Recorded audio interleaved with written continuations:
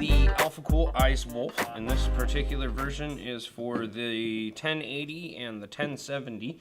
And what we're going to do today is show you how to mount this water block on a EVGA 1070 GTX graphics card.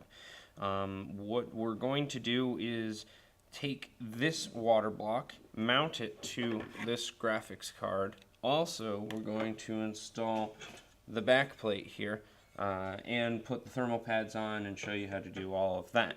So the first part is to start with the instructions, which I have here. The instructions say to put thermal paste on the GPU chip first and then put your thermal pads on. What I'm going to do is just do that in a reverse order. I'm going to put the thermal pads on first and then put the GPU paste on and then mount the water block to the card. We'll flip it over. We'll take the other type of thermal pads and we will lay them on the back. We'll meet the back plate, like I said, show that, put that together, and show you how to do that. Now, before you start, you're probably going to want to get your graphics card all nice and clean and prepped and ready to go.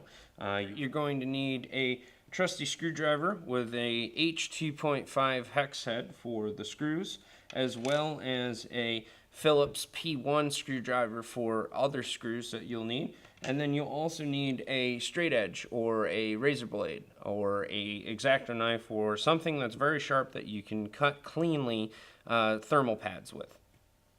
So what I'm going to do is first take the purple color thermal pads here out of the purple color bag and make sure that I have all of the different sizes that you need. They give you bigger pieces for you to cut. They have a diagram in the back here to show you which size that you're going to need in order to cut. 1, 2, 3, 4, or 5 actually is relative to what it says on the instructions. The 1, 2, 3, 4, and 5 are actually mostly for smaller chips on the far right hand side of the card, but we will get to that point in a second here. As far as I can tell, we need 1, 2, 3, 4, 5, 6, 7, 8 different pieces for the chips, and then we're also going to need to cut up those extra pieces. So I have the 2 extra pieces to cut up, and 1, 2, 3, 4, 5, 6, 7, 8 different thermal pads. The thermal pads have plastic on both sides, so you're going to want to remove one side of thermal pad and the other, and then put it on the chip.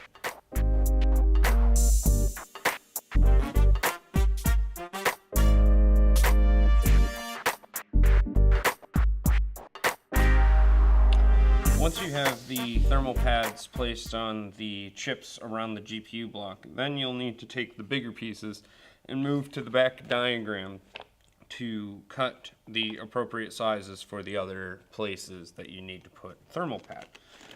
If you open the inside, you have a diagram here, and what we're going to do is we're going to cut out a 5, a 1, 2, 3, and a 4. So 1, 2, 3, 4, and 5 we need to cut. You'll have a small piece left over.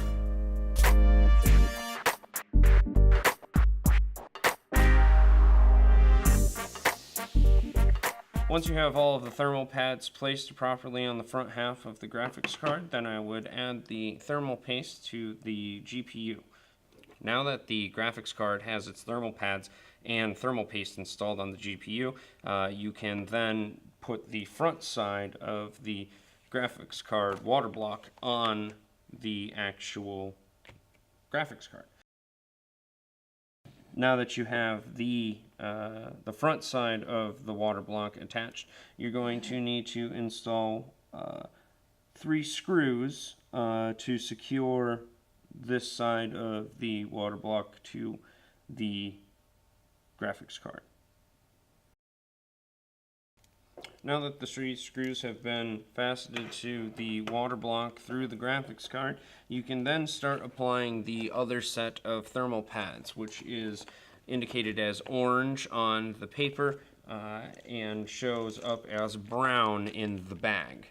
And it's the same process as the front side. You're going to do your 8 different chips plus the 5 different cutouts. On top of that, you'll also have one single blue thermal pad that is also located in its own bag.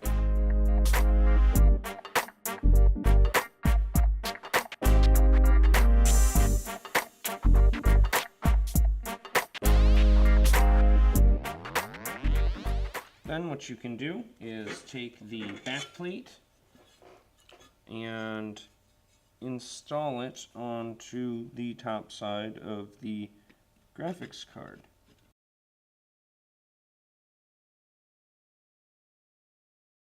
Once you finish putting the back plate on the water block, you are all set and good to go. You can install this unit into your computer, and as long as you provide it with 3-pin power to the Eiswolf, then it will run and operate as it should. Now, if you're going to connect it via your motherboard, you need to ensure that the fan header is set to full blast. Otherwise, the pump won't have enough voltage to actually turn on. But as long as you add your fans to the radiator and give this power, then you should be in good shape and happy with cooler temps.